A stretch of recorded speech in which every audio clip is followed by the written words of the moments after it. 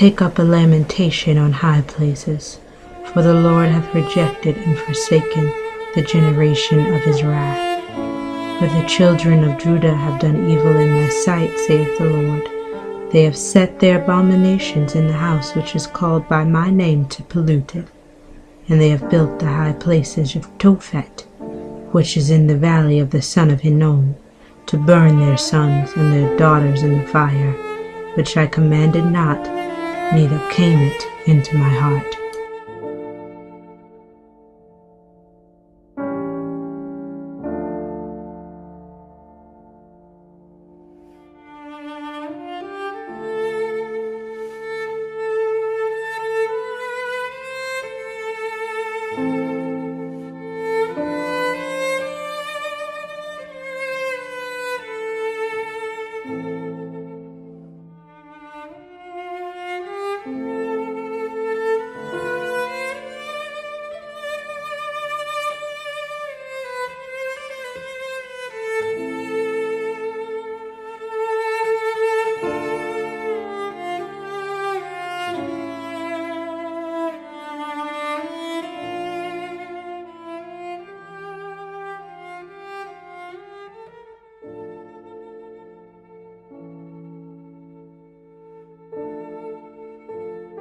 I was a generational Satanist, what they call a generational Satanist, and what that means is that my family was involved in it and their family before them. My earliest rememberings of Halloween and some of the things that were involved it was a very dark time for me.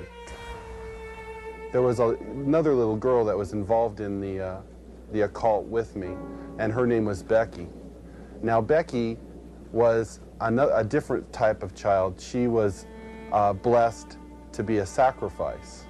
I was being blessed to be a high priest. Now, Halloween night, they had again put me and the little girl in the back of this van, and we again drove off, which seemed like for a long time. We were drugged once again, and we finally came to this stop. They took the little girl out and they left me in the van. I could hear a lot of commotion that was going on outside.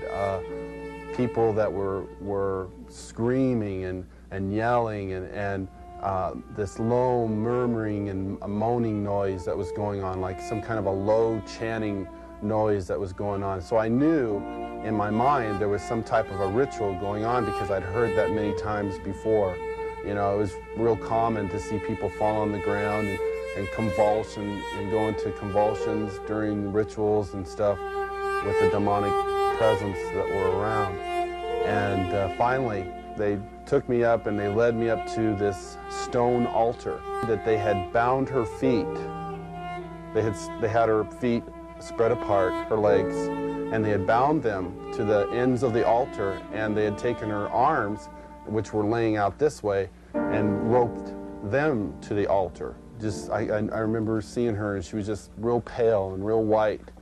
And I noticed that they had slit the bottoms of her feet and her wrists. And they were taking the blood that was running out of those areas and putting them into chalices and passing those cups around to different people who were partaking of her blood.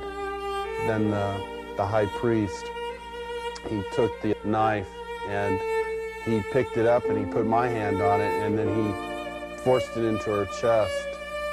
So when I think back on Halloween, you know, over that period of time that happened, you know, that was the climax event, Halloween night, where they killed that innocent little girl.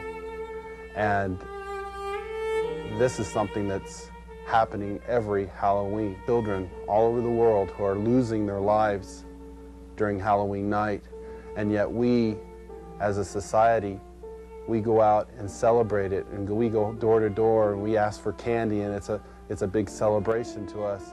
And I think it's quite ironic how one group of people are thinking it's fun and another group of people are taking human life, and yet they don't, you know, there seems to be this wall and nobody wants to face the facts of what's really going on.